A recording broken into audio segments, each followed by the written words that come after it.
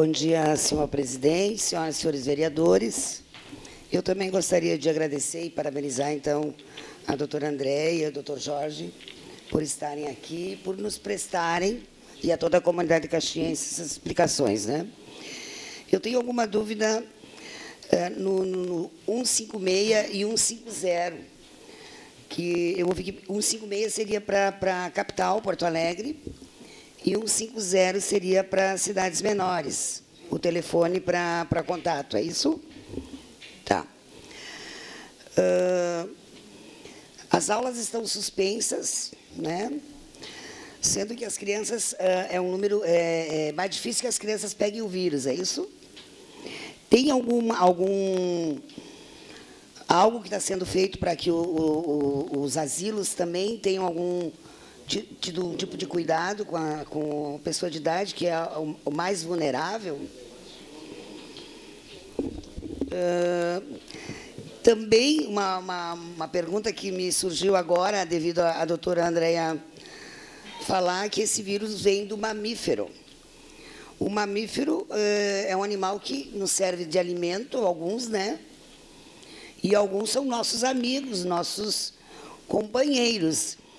Então, de que forma esse mamífero pode contaminar, e nós, ingerindo esse alimento, também podemos nos contaminar, ou se os nossos bichinhos de estimação também podem nos contaminar e nós contaminarmos eles, caso a gente tenha esse vírus. Então, essas seriam algumas das minhas perguntas, além do que os colegas já fizeram. Quanto a contaminar, esse vírus sempre existiu na natureza, é um vírus comum. Não esse, mas coronavírus é comum. As crianças têm resfriado, o adulto tem resfriado e esse vírus existe. O que aconteceu é que esse vírus lá na China sofreu mutação.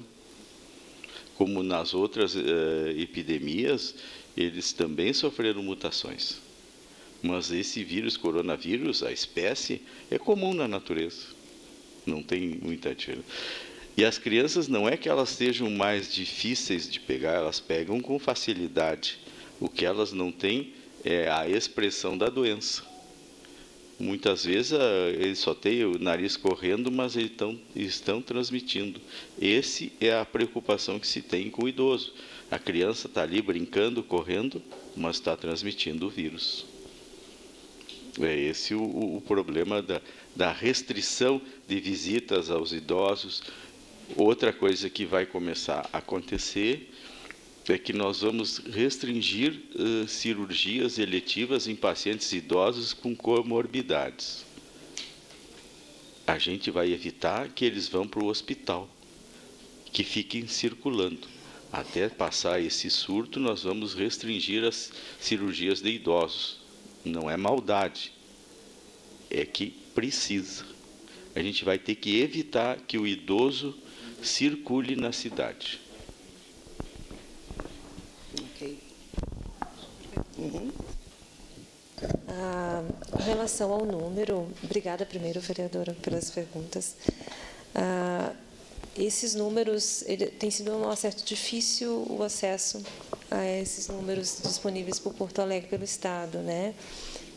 Embora eles sejam ótimos para facilitar o acesso, e por isso a gente está tentando ter o nosso acesso, né, para facilitar mais para a nossa população. Até porque a gente tem os nossos próprios protocolos, né?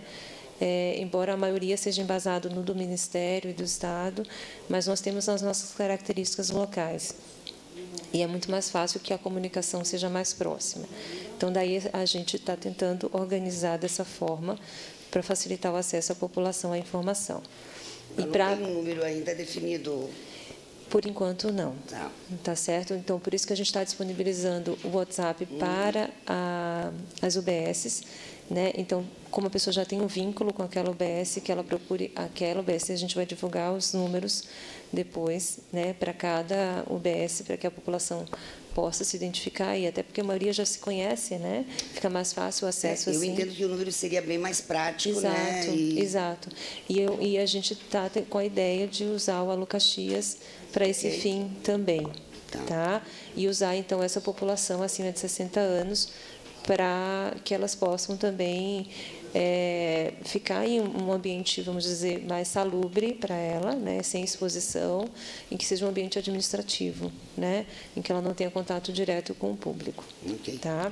A outra coisa com relação às crianças, né, é a questão do fechamento das escolas. Não existe um consenso, tá? Com relação a isso, com relação aos infectologistas, tá? Porque a gente tem a preocupação de que a criança vai ficar com quem, né? Algumas vezes ela vai ficar com o idoso, né? Porque a pessoa não tem com quem deixar. Então ela vai ficar com o avô ou a avó, né? Então isso é uma preocupação nossa, né? Mas houve uma pressão muito grande, né, da sociedade, das escolas, inclusive as escolas mesmo sem orientação do município já fechando, né, as escolas privadas, né? Então, em função disso, a gente optou por fechar. Tem um estudo feito com a França, né, sobre a questão de impacto com fechamento de escola. Então, o impacto com fechamento só da escola dá impacto de 10%. O impacto de fechamento da escola e que eles chamam de telework, né, que é o trabalho remoto, né, para as empresas que podem adotar isso, dá um impacto maior de 25%. Então, eu sugeri ontem para o prefeito que a gente faça um trabalho junto com a SIC, né, para que as empresas que possam fazer trabalho remoto possam adotar o trabalho remoto, né, porque aí o pai pode ficar com o filho e não expor o idoso, né? Então, essa é a nossa sugestão. Nesse tempo, né? Exato, é a nossa sugestão, e a gente pede auxílio das empresas para que as empresas adotem isso e evitar a circulação também em transporte público, enfim, tudo, né? Então, essa é a nossa ideia com relação a isso. Os asilos. Nós temos uma regulamentação do Estado para as instituições de longa permanência em idosos, né? Nós já repassamos via vigilância sanitária e via núcleo do idoso essa orientação para todas as ILPIs, tá? Para que elas estejam preparadas para atuar com os idosos, inclusive com restrição de visita.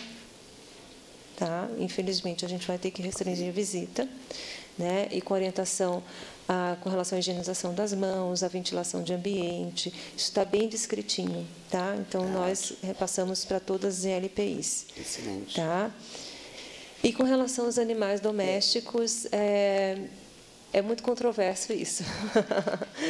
Né? Não existe estudo que comprove que o cachorro passe ou que o gato passe o coronavírus. O coronavírus, alguns coronavírus podem realmente infectar animais. A gente não sabe o papel do animal doméstico como veículo de transmissão, tá? Isso não está claro. A gente só orienta, então, os cuidados, principalmente a higienização das mãos após o contato com o animal doméstico, tá? E evitar levar ele passear também, então. Vamos deixar em casa, eu acho. Não. Com relação a isso, não, porque o animal ele não vai passar se ele não tiver o contato direto. Se ele estiver passeando, ele não vai transmitir para ninguém, né? Mas não existe esse consenso. Existe até uma normativa do Conselho Federal de Medicina Veterinária sobre os cuidados com animais. Tá? Tá bem fácil de achar isso no Google. Está bem orientadinho com relação a isso, e a orientação é basicamente essa: higienizar as mãos após o contato, né, e evitar a lambedura. Perfeito, muito obrigada. Imagina. Vereadora Gladys, só para ajudar aqui também, que eu já recebi do Executivo e ajudar nossos doutores aqui. Então, o número 150 é a Secretaria de Saúde Estadual, tá? O 150, 150, 156 Alô Caxias, e depois, até ontem, quando nós estávamos em reuniões, vão ser disponibilizados 85 telefones que vai ser para as UBS. Tá? Obrigado. E para o SES também. Então, agora com a palavra, o vereador Velocino S.